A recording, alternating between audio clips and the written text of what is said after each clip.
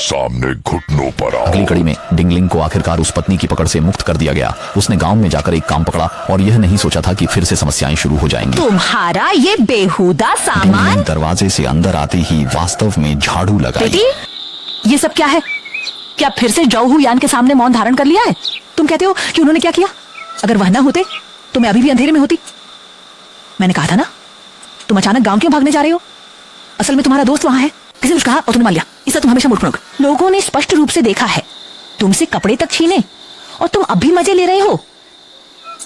क्या तुम अब भी कुछ नहीं समझे? वो जो कहते हैं कि बातों में दम होता है, ये बिल्कुल सही है। जो होंग्यान सीधे सिलाई दुकान से जंग गुइफांग के पास पहुंची जैसे पहले होती आज मैं तुम्हारा पैर तोड़ दूंगा ताकि तुम कहीं भाग ना सको और दूसरी औरतों से मिल ना सको।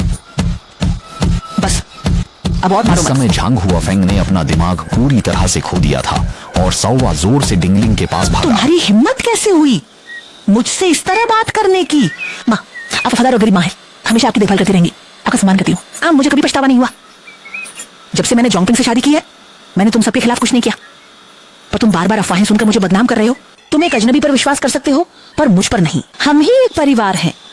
तुम नहीं जानते कि ये जोहू येन कौन है। डिंग रोने लगी।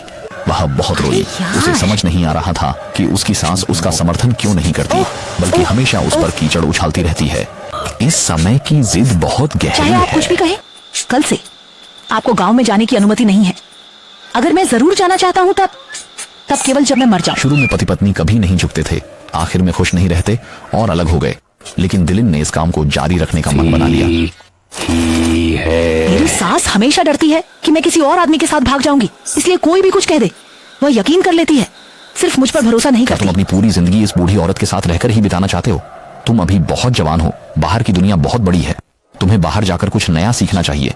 बॉस सचमुच डिन डिन से प्यार करता है, कितनी अच्छी औरत है वह, लेकिन वह इस तरह की पत्नी से टकरा जाता है।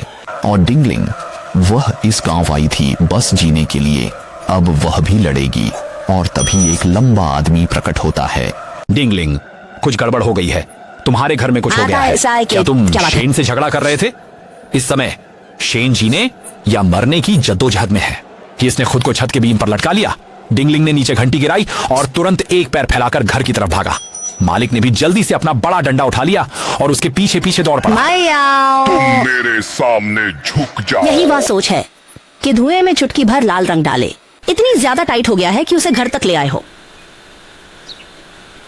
क्या तुम उसकी बीवी को गुस्से से मारना चाहते हो?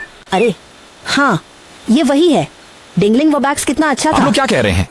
मैं डिंगलिंग का बॉस हूँ। सुना है उनके घर में कुछ हुआ है, देखने आया हूँ अगर मदद कर सकता हूँ। तुम लोगों के दिमाग में क्या चल रहा है? शायद समुद्र की हवा के होटल के मालिक को अब समझ आ गया होगा कि इस गांव में किस तरह के लोग हैं। अब वो और बेहतर ढंग से डिल्लन की स्थिति को समझ सकेगा। ओ डिंगलिंग, क्या अब तुम इतने लापरवाह हो गए हो? तुम पहले ही दोस्त के साथ घर जा चुके हो। हमारे गांव में ऐसे बेशर्म औरत कैसे हो सकती हो?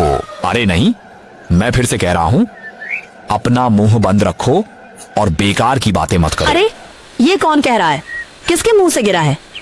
ये हमारे गांव की बात है। तुम हो मुखिया कौन? को एक बाहरी व्यक्ति ने अपमानित किया। घर के अंदर के सारे गांव वाले एकजुट होकर बड़बड़ाने लगे। जी, नाराज क्यों होती हो? मेरा मानना है कि ये दर्जी की दुकान के मालिक के अलावा और कोई नहीं हो सकता। उम्र में थोड़ा बड़ा होगा, लेकिन दिखने में तो इंसानों जैसा ही है। डिंगलिंग के साथ रहने से भी कोई फर्क नहीं पड़ता। तो किसी गड़बड़ी के लिए मशहूर है, हमेशा बड़ी बात बनाते हैं। मुझे पता है कि तुम्हारे लिए आसान नहीं है, लेकिन मैंने नहीं सोचा था कि यह इतना मुश्किल होगा। इन दिनों की मजदूरी मैं तुम्हें दे रही हूँ। बाद में अगर तुम अभी भी इच्छुक हो तो मेरी दुकान में काम करने के लिए आओ, मैं तुम्हारा स्वागत करूंगी। अगर वह नहीं आया तो मेरा भी समझ में आता है बॉस। जब उसने 10 रुपए खर्च करके एक घर देखा और एक ही नजर में थक कर चला तुम गया। ये सब किसके लिए कर रहे हो? मैं तुम्हें बता दूं, अगर ये पुरानी बात होती तो तुम्हारी इस हरकत के लिए दिखावे की जानवरों की टोकरी में डाल दिए जाते। बेचारे मेरे घर के चौंगपिंग को तुमसे एक औरत ने बहकाकर शादी कर लिया। वो नहीं, तुम क्यों नहीं मरे? मेरा प्यारा बच्चा।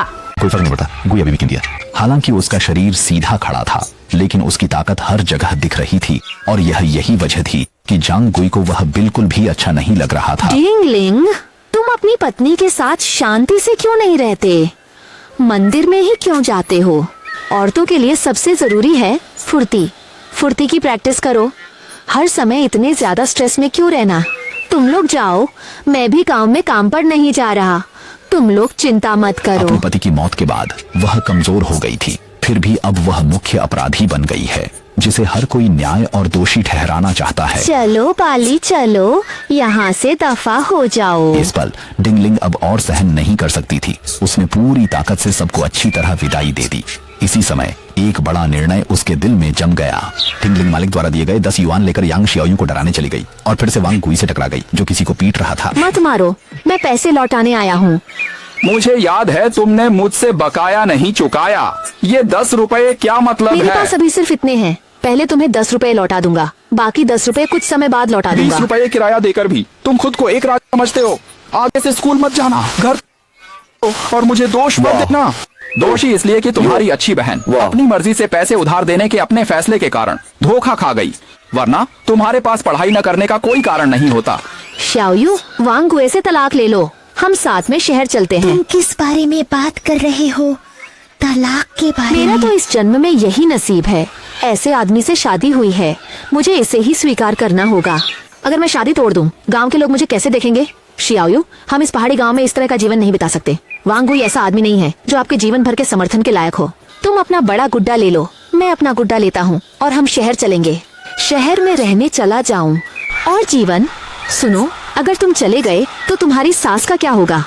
जब तुमने बहू बनना चुना है तो अब अंत तक इसकी सेवा करनी होगी। ऐसे समय में अच्छे दोस्तों की एक जोड़ी अपने मन की बात कोई नहीं कहता, मगर आखिरकार उसने तय किया कि उसे यहाँ से जाना ही पड़ेगा।